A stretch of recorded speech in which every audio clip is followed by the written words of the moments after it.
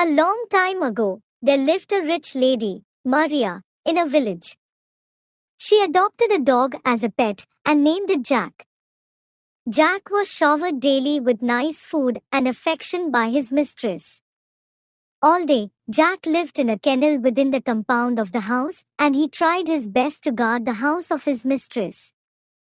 Whenever a stranger or a burglar came within the vicinity, Jack would bark as loudly as he could to scare them. He was the favorite of his mistress. When night fell, he rested on a nice blanket inside his kennel, and when day broke, he had his food served before him in no time. But the street dogs in his neighborhood were not so lucky, and they were jealous of Jack's fortune. Now and then, they would bark from outside the gates of Jack's house and utter curses at him.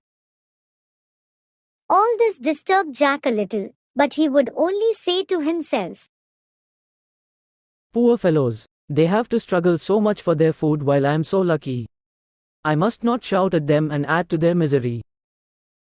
So he kept quiet and went about his business, turning a deaf ear to their insults.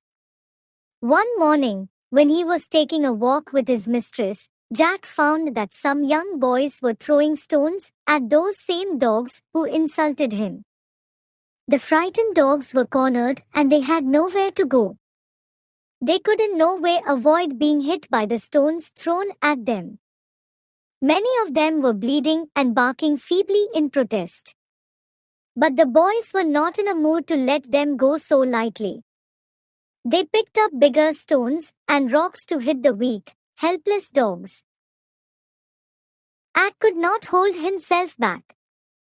He was of a strong build and had a very deep voice. He knew that he could scare the boys. He managed to wrench his leash free out of his mistress' hands and ran towards the boys. The boys were startled at the terrible barking that Jack directed at them. Their blood froze at the sight of the huge Jack, baring his fangs and running towards them. They dropped their rocks and ran away as fast as their legs could carry them.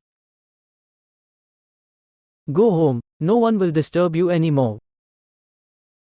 He ran back to his mistress, who had seen all that Jack did.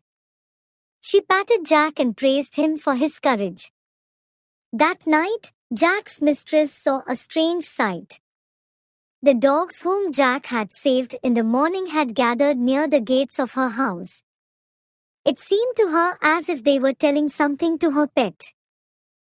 Maybe they are thanking Jack for his brave gesture, she thought. And she was right. From that day, Jack and his abusers had become friends.